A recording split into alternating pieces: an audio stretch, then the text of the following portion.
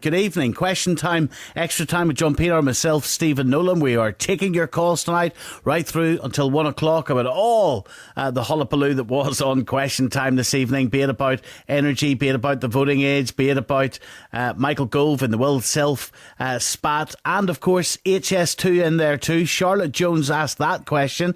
Hello, Charlotte. Hi, good evening. Well done on the telly tonight. Remind us what your question was. I asked, following on from Ed Ball's speech at the Labour Party conference and the huge amount of criticism from so many different independent bodies, isn't it time this government scrapped HS2? What did you make of how the panel responded? Who were you most disappointed in and who were you most pleased with? Well, it was as I expected, really. I knew what the UKIP party were going to say. I suppose I was most disappointed in Michael Gove, who just spouted the usual rhetoric. A lot of his facts were completely incorrect. Like what?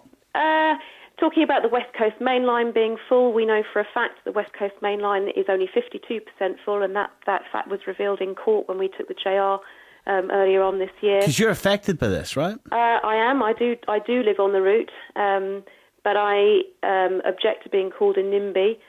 Will Self, I applaud what Will Self said right at the end of the programme. There's no point being NIMBY-ish about it. It's a crap idea wherever you live. I've been accused of being a NIMBY because I live on the route, but what you'll find is that anybody who is affected by this project will be the people that actually have taken notice of the detail and who understand the detail of this project, and very few politicians do, unfortunately. John? Well, I mean, it is again fascinating watching this, almost as if a game is being played out here, isn't it? I mean, for the people who are talking to us coming through now, it's about their lives, their homes, and the effect it's going to have on their environment. And in the end, that is what it's about. But there's another game being played. It's a political game. And when Ed Ball said what he said at the Labour Party conference, it's true that it was consistent with what he'd said before. No blank cheque for HS2. But no sooner had the words dropped from his mouth than Labour whisperers, as it were here and there saying, that was a significant thing that Ed said. He meant it to be significant. Not just they were going to watch the money spent on HS2, but also it was going to have to take its place in a queue of possibly competing big infrastructure spending priorities. Let's not forget, John, about some of the numbers from the accountants KPMG. This was the Transport Secretary Patrick McLaughlin saying that KPMG report suggested that the HS2 could boost the UK economy by $15 billion a year. 15 billion a year. I mean, the cost of the thing, though, stands now at just over £42.5 billion. So you get it back in a few years? Well, I mean, depending on how the numbers shake out, whether the economic growth is delivered by the project. And of course, it's a big part of the argument that here's getting on for £50 billion spent on this project.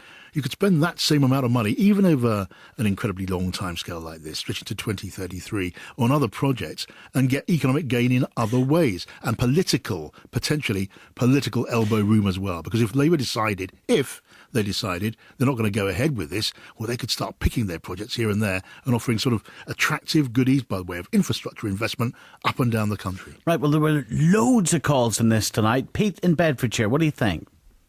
Hi, Stephen. I think it's very sad to see how much opposition there is to this project. And the question that I'd like to ask John Pienaar in particular is, why is it that no one has asked the question, why has every other industrialised country in Europe decided that high-speed rail is a great thing, and yet the UK seems to think the opposite? Well, it's a perfectly good question. I mean, you're thinking of the bullet train in Japan and the other high-speed rail projects, which are often the pride of those particular countries, aren't they?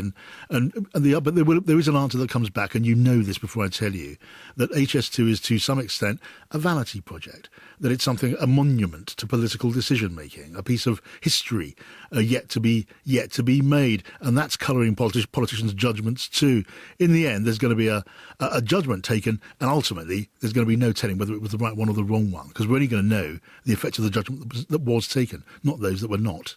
Yeah, but John, I mean, the French wouldn't say that the TGV's been a disaster. The Germans with their ice trains are into high-speed rail.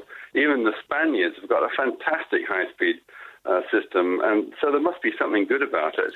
I mean, I'm not a great admirer of Michael Gove, but I actually think he's quite right about the Newt theory.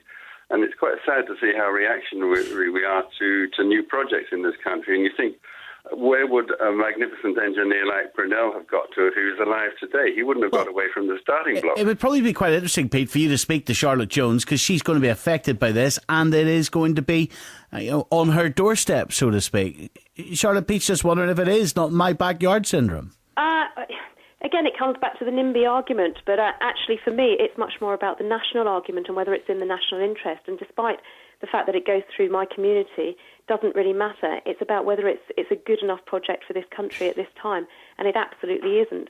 And if we're talking about high-speed rail... Charlotte, why do you think that it's been great for these other countries? But actually, if you look at the statistics and you look at the actual facts, if you go to all of those countries in Europe, not only are those countries much bigger than us and have much longer distances between the cities in which the high-speed rail runs, particularly if you look at Spain now and you see how much debt those rail lines are coming into and how many of these projects are not going ahead and are being scrapped in Europe, you'll find that actually those statistics are not as good as you think Charlotte, they are. But McLaughlin, the Transport Secretary, he was also saying that this isn't just about journey times and new jobs. He also added into that up to 500,000 fewer lorry journeys a day on the country's roads, he was suggesting. Well, he's also got his figures wrong, because a lot of those figures were quoted should have been per week. But actually, if you look at the amount of lorries that are going to be on the road per day during construction from 7 to 10 years, in the village that I live alone, there's going to be 1,600 lorry movements per day. So if he's talking about getting lorry movements off the roads, then you want to start looking at the statistics for the amount of traffic that's going to be produced just from construction alone. Walter's in West Yorkshire. Hello, Walter. Good evening, gentlemen. We've talked about this new line being a high-speed line. Has anybody considered that we need the line because of extra capacity we need, but does it need to be a high-speed line? And if it were an ordinary line, would it be nearly as expensive as has been quoted so far? Well, I mean, to be honest, the depth of my expertise in rail economics is limited. But I think we expect you to know everything about everything, John. Yeah, I mean, I wish that were true. It's so far from being true. You have no idea. But I mean, clearly the benefits of a faster link have been argued, haven't they, exhaustively. It is about linking business to business. It is about getting goods, onto the shelves, into the marketplace, raw materials, and all of that more quickly than otherwise. And that's gone towards the costings. The line is going to get us from Leeds to London about 20 minutes quicker, half an hour quicker. Is that important to spend that kind of money to get from 200 miles down the road in an extra 20 minutes shorter? I think not. It's about capacity, though, isn't it? The freight onto this new line, what difference would that make? But does it have to be a high-speed line?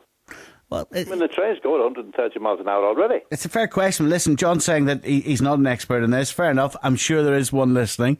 0500 909 693. Tonight with David Dimbleby, the journalist Louise Cooper was on the panel, and she insisted the money would be better spent elsewhere. Cost-benefit analysis, schmalalysis, OK?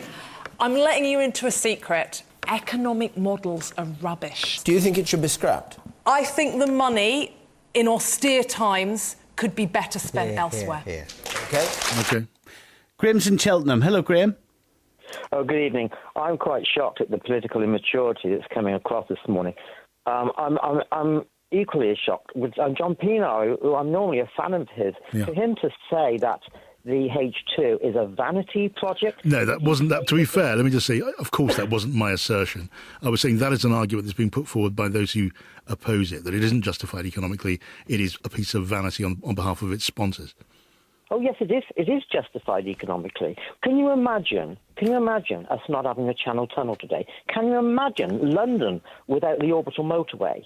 Can you imagine, we will say, in 20 years' time, the fantastic science and commerce in the north of England because of H2 is taken away from London, what the people of our nation have been screaming out for years to take business into the provinces.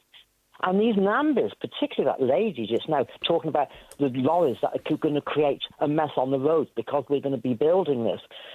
Listen, we're on the edge. We're at this. Come on, though, Graham. It's not about building disruption. This is it. You include that in your arguments against it, and yet this is clearly, if it does work for the long term, you and your life will be disrupted. But this is for the next generation as much as your generation. Of course, this is why I'm ringing up this evening in support of it. We're at the beginning of a new industrial revolution. We're ideally placed in this country. We have the scientists, the technologists, we have the physics, we have everything here. How can you not advance our transport system? How can you not? Well, I reckon Richard in Wandsworth will tell you, because he's against it. He hasn't been on yet. Tell him, Richard.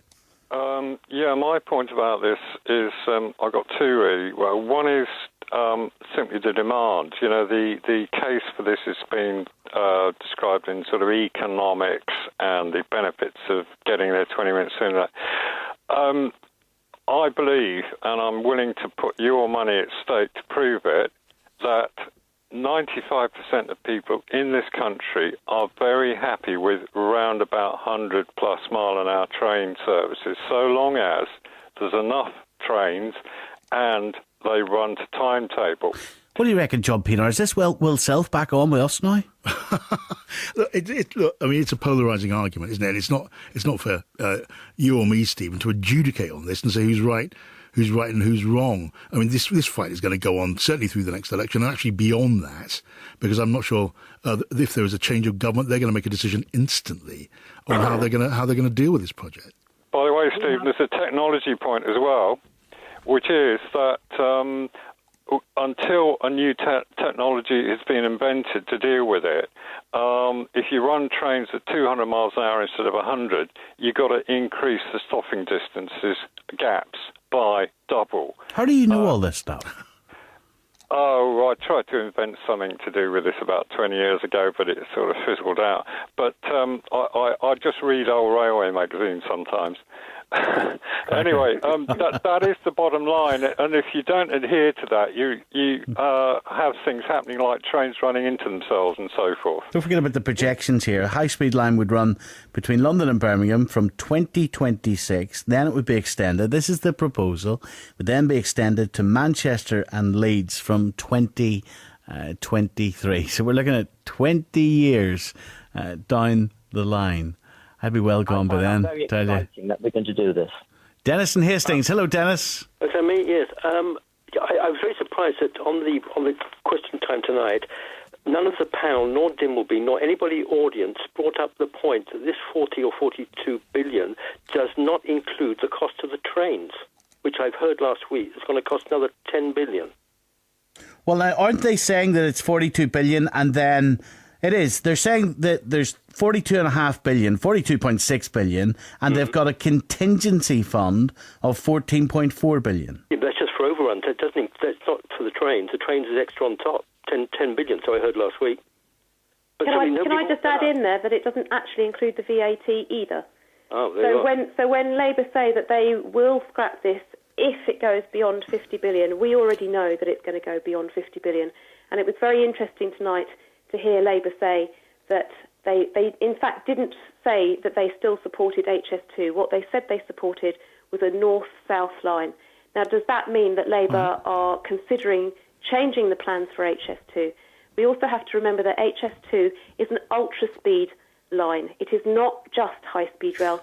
High-speed 2 is an ultra-speed Well, Charlotte, line. you had a big place in Question Time this evening. You've had a big place on our programme too. Thank you for coming on.